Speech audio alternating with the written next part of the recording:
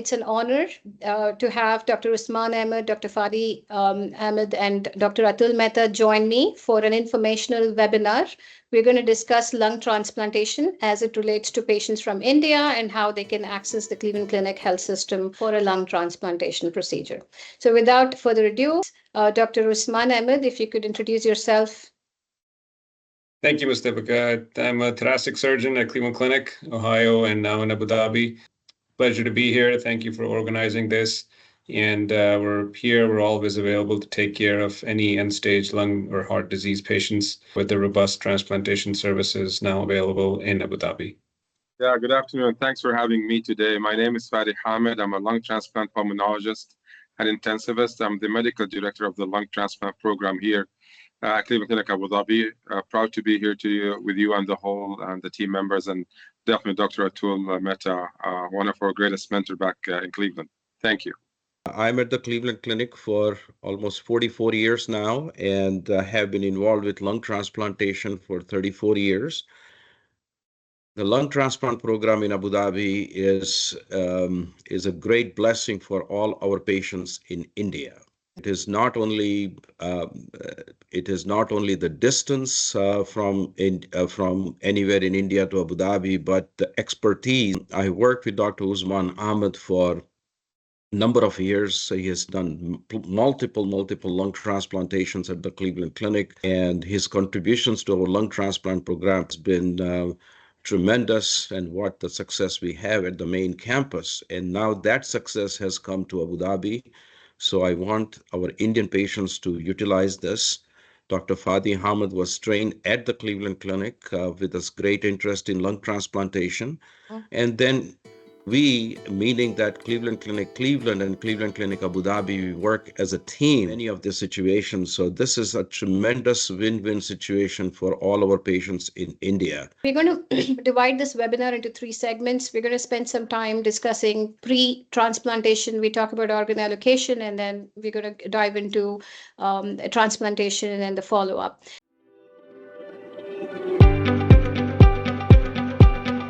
What are some of the challenges and barriers that patients face when considering lung transplantation? And what are some of the criteria that is required for a patient to be listed in a lung transplant program? The main challenge remains late referral, lack of awareness, and then for sure that lack of the presence of a center that can provide transplant, right? Because you need to have access.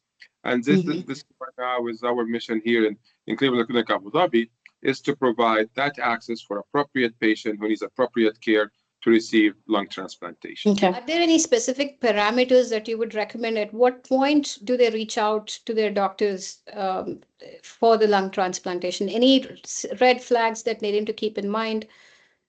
Absolutely. So again, the things we tell the patients is your clinical judgment. When you see that your disease is progressing, you're getting more short of breath, not able to walk the same distance you were able to do it like a few months ago, started to be on oxygen, right? So all of these markers tell us that the disease is progressing. Can Cleveland Clinic assess eligibility for a lung transplantation virtually, or do they have to visit, the facility? Always very transparent with patients. The last thing we want them to do is to travel away from home, from family, and to tell them you're not transplant candidate, right? And this is where our job starts initially, with getting all those records from referral. We can connect with the doctors, treating doctors, and the family. We review them thoroughly. And actually, the basic process starts with a digital encounter. This is just seeing the patient, understanding his medical condition, and we go in details about the whole transplant process. Imagine, how much time we save for the patients locally where they are, make sure that we're choosing the right patient, the right candidate, and give him the right information about lung transplant. Great. So for the benefit of patients listening to this webinar, we have 2 ways to get virtual consultations from our Cleveland Clinic physicians. Of course, first point of contact is me. My information is listed on the Cleveland Clinic webpage. And the other source is a company called IMAS Healthcare, which is an official facilitator of all consults for Cleveland Clinic from India. So you can reach out through that company website. We have the same process. The same doctors will offer the consultations to you.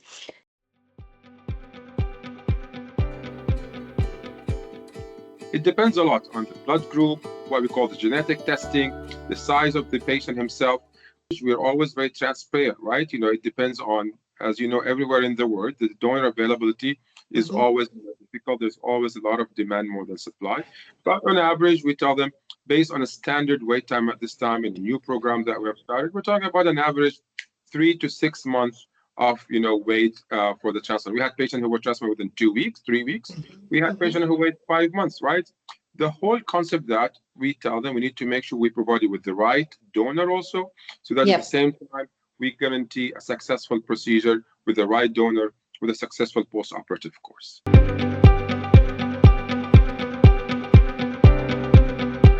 Definitely not. So we trust a lot of advanced medical centers anywhere in the world, right? The simple answer to your question, we do not need to repeat a lot of tests to save money for the patient. At the same time, we don't need to expose them to more radiation, invasive procedures, if these tests were done appropriately and match the standards for a transplant workup.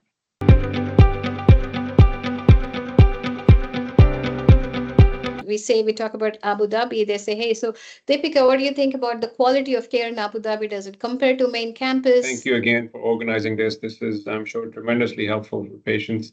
And this is truly an example of what we do as a system. You're in India right now. Dr. Fadi and I were sitting in Abu Dhabi, and Dr. Mehta has been very kind to join us from Ohio.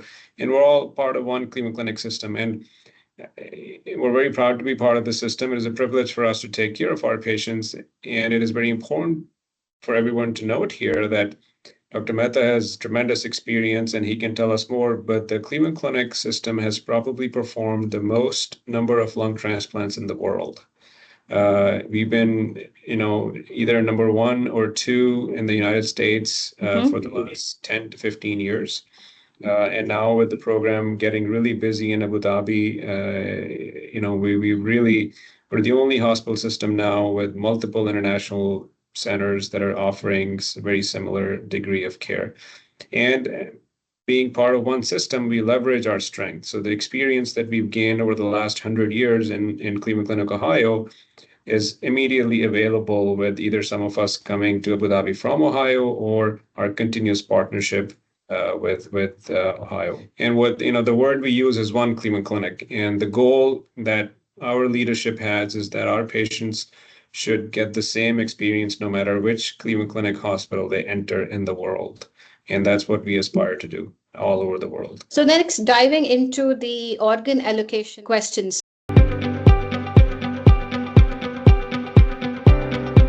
So I'll address your question about allocation. That is a very important question and always a very sensitive and touchy subject. That is the Achilles heel of solid organ transplant, particularly lung transplantation. Lungs are one of the least available organs all around the world.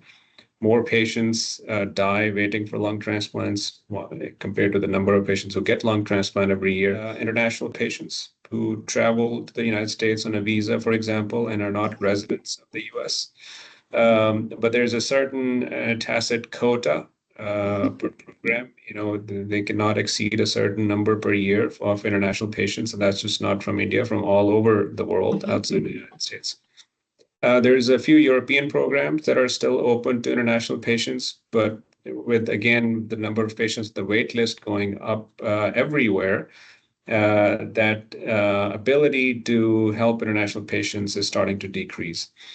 The beauty about Abu Dhabi is that it is for those of you who don't know UAE, this is a country made by expat population, by people who've come here to work or live or do businesses and what have you. And the country is very open and very tolerant and promotes intercultural mixing. And that it's not just about living in the country, it also goes about healthcare. So, the authorities in Abu Dhabi are very open to taking care of anybody who needs help. And that applies to organ transplantation also. From a transplant team perspective, I can comment on the organ donation system to some extent, but it is a completely separate and transparent system that is run by a federal authority in the country, all over the country. As transplant physicians and surgeons, we have nothing to do with procurement of the donor. So the families are approached. If they consent, then the donors, our organs become available, and that's when we get involved. But because we are a relatively newer program and our turnover is very quick, so Dr. Fadi mentioned that our wait time could be from a few weeks to a few months, but on average, it has been less than a month for most of our patients. So that's our average, which means we're able to get organs quickly in time, thankfully, for most of our patients before they deteriorate too much. So that's again, phenomenal. It's incredible. An average wait time of 1 month, you said. Yeah. Absolutely. And again, it's always very hard to predict, and we can never promise anyone that because that is a variable that none of us control. Right. But looking at the trends in the country, looking at the support available, and the majority of the organ donation system in the country suggests that that trend will continue. Yeah, great.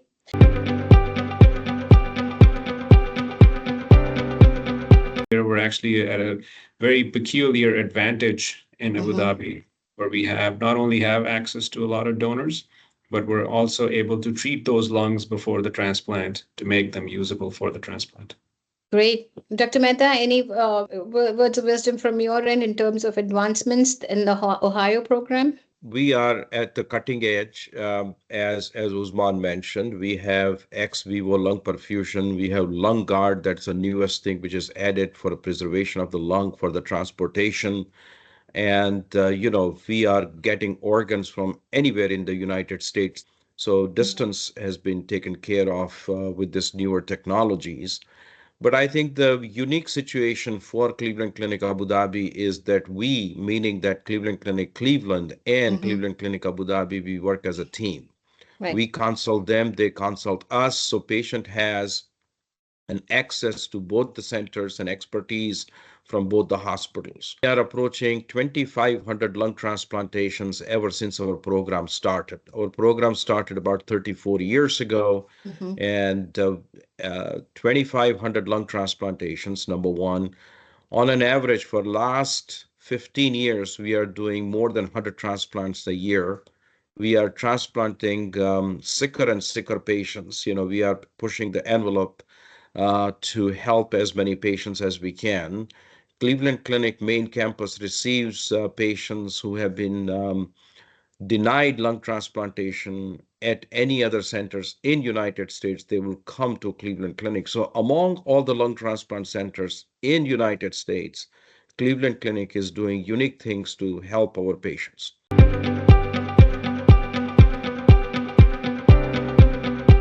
Right. Well, I mean, one more thing. instant access to all the expertise from Ohio to Abu Dhabi. Yeah. This is such a classic example. Thanks for sharing that, Dr. Mehta. Yeah.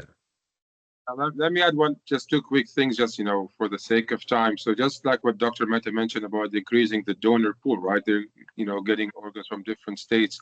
The same thing is happening in the Gulf countries right now. We're working on collaboration with organ procurement to go for nearby countries. We already have a agreement with countries like Kuwait. So this has increased our donor pool and help us actually reduce the waiting time on our list. So other GCC countries that are actually interested in working up. At the same time, we're providing transplant for their citizen. So providing service for other patients, and India could be one of them. Again, the distance is not far away. And the second part that I want to tell you, as Dr. Mehta mentioned, the same experience they have back in main campus, we have it in Ohio, we have it in Abu Dhabi. And thinking of a new program that started, people think that we'll start with the very simple cases, but actually what we're doing is the more advanced cases of ECMO patients. Like a lot of times you won't start a program that just, building up, for, complex cases. But again, our commitment to provide that high level standard of care with excellent patient care with complex patients is in our way. And we cannot just say no to a patient that we say